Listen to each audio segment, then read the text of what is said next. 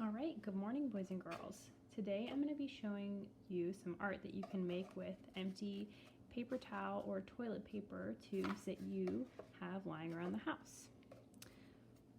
All you're going to do is start out with some of these tubes, and you'll need a pair of scissors. You're going to start by cutting a few small pieces off. You want them to be about this size.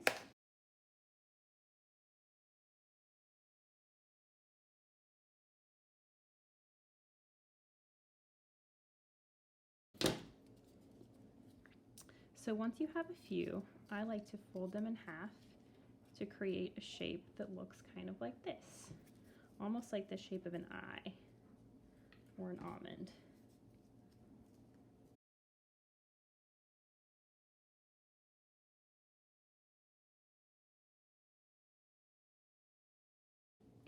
All right, now that I have all of my pieces, I'm going to start gluing them together to create a flower shape.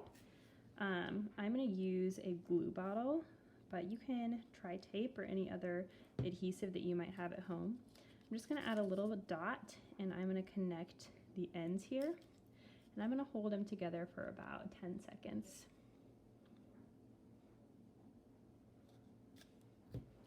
And I'll add another little glue dot right here.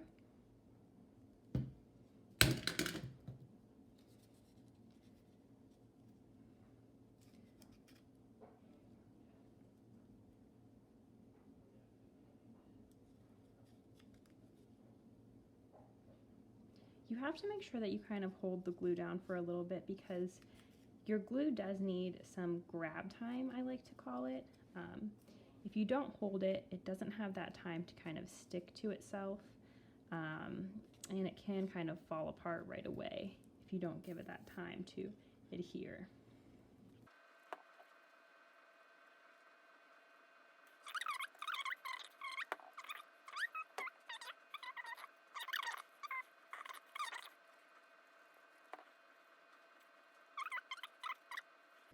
All right, now I'm going to kind of use my fingers to push it all together.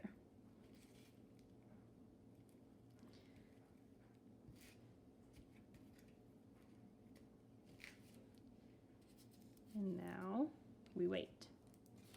I'm going to wait a little bit for it to dry. You can make as many of these as you like. I have a ton of paper towel and toilet paper tubes, so I could make a whole bunch of these. I'm going to just make one for today. While I wait for this to dry, I'm going to go ahead and make a couple different kinds of my own paint.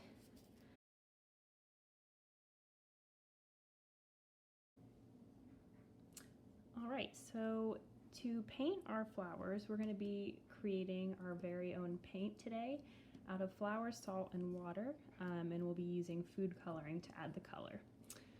So you're going to add a half a cup of each ingredient. For the flour, I'm just going to take half a cup here. Doesn't have to be too perfect. And I'll dump it right in.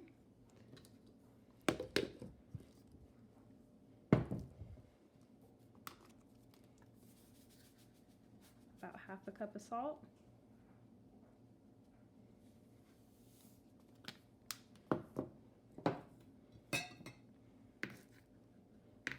And half a cup of water.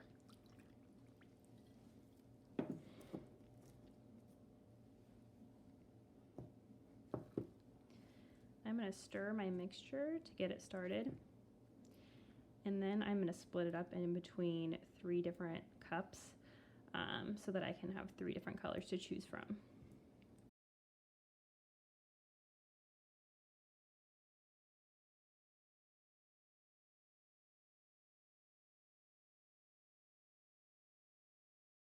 All right, so there's my paint mixture. It's still a little bit lumpy, but I'll get the rest of those lumps out when I mix the food coloring into my bowls.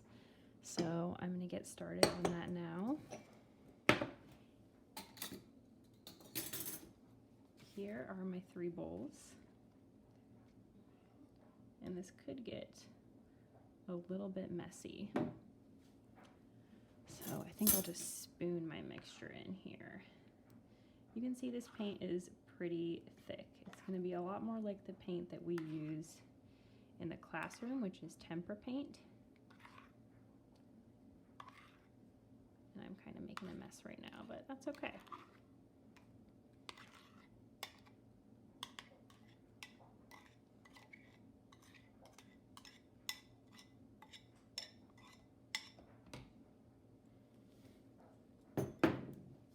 If you have real paint at home and that's what you want to use, that is totally okay. But this might be a fun little experiment if you have a parent at home who wants to help you out with this. So I'm just going to add a few drops of food coloring. The more that you add, the brighter your paint will be. That one's going to be a bright pink. I think I'll do some green. And you can even mix colors, so I might make it more of a turquoise color by adding just a little bit of blue.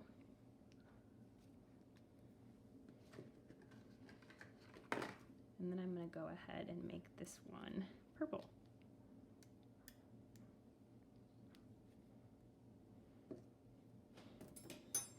All right, so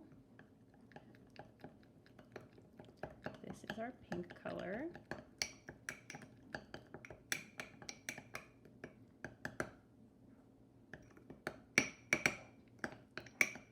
Turned out super pretty.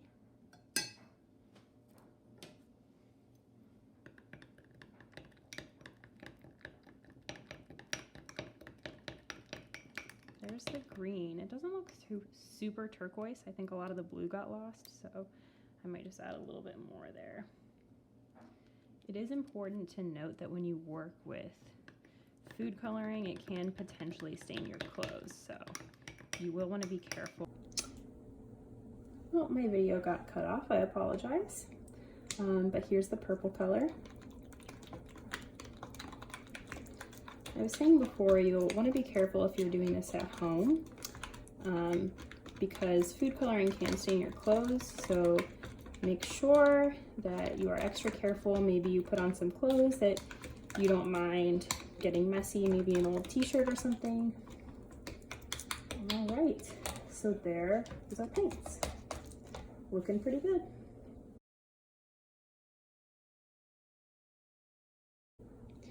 So another paint that you can make from home, and if you saw in the video that I put in my art resources and ideas PowerPoint, you may have seen this, but you can make it out of corn syrup. If you keep this at home, some people like to use this as a sweetener, but all you need to do is just put a small amount in maybe like an empty egg carton, and all you have to do is add a few drops of food coloring to it, and you can use this to do some painting. So I'll go ahead and add just a couple drops each. It takes the color really well and makes some super vibrant colors.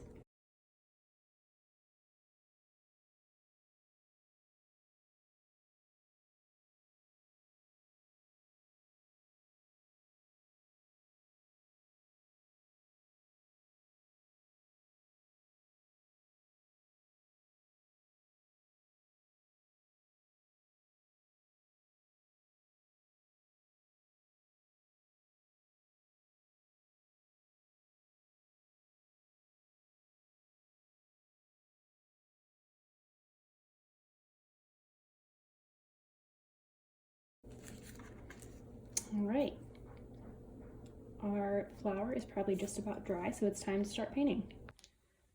All right, so I've really had a chance to kind of make a mess and play around with my new paints, and there's a few things that I've learned. I do think that the cornstarch paint is probably actually the best for creating a base for our cardboard, which is surprising to me. Again, if you don't have cornstarch at home, no worries, this paint will work just fine too. They both show up pretty nicely. You can also just use markers or crayons, whatever you have on hand to color your cardboard, or you can just leave it as cardboard. This looks pretty beautiful as well. But these are all things that you can try at home as well. So I'm going to go ahead and use my cornstarch paint as a base. I have my water cup here, and I like to keep a rag on hand to keep my paints dry. These are paints that you don't want to be wet when you paint with them. You'd like to keep them dry so that they're not too watery on your artwork. I think that I'm going to play around with different colors on each petal to kind of mix things up.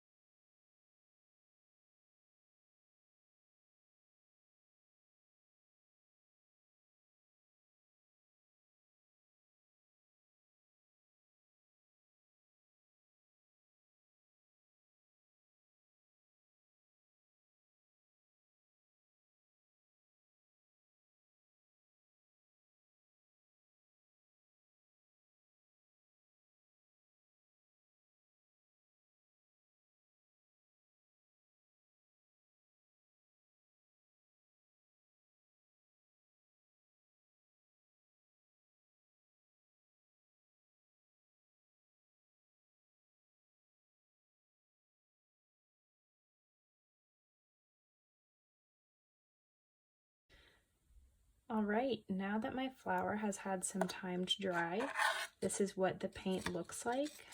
As you can see, the flower paint has kind of a texture to it. Looks a little bit more powdery. And the cornstarch paint is really, really shiny and a little bit more vibrant. But they both are really beautiful in their own way. Now that I'm finished, I'm actually going to take a string that I had laying around and I'm going to loop it through one of these petals here. I'm going to take it and tie a knot at the end. If you're not sure how to tie a knot, this might be a good time to ask a parent how to teach you. I like to make an X and cross over to make a knot like this. And then I make an X one more time, and I loop the two again. One string will go through this loop here, and I'll pull them tight to make a knot. Now, I can hang my flower up just about anywhere. It's looking super beautiful. I can't wait to see what you guys create. If you choose to make this flower, make sure to share pictures or your ideas with me. Happy art making, friends!